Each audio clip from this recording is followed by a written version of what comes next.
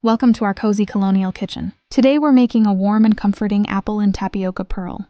Dessert, a classic sweet treat from early America.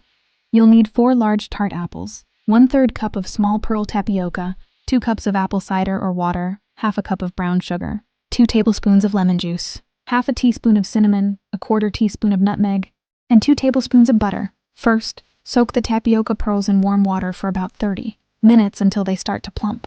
Meanwhile, peel, core, and slice the apples. In a heavy pot over the fire, combine the apples, cider, brown sugar, lemon juice, cinnamon, nutmeg, and butter. Bring it to a gentle simmer. Drain the tapioca and stir it in.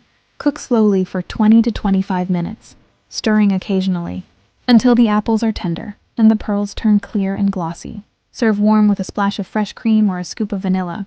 There you have it. Simple, wholesome colonial comfort in every spoonful.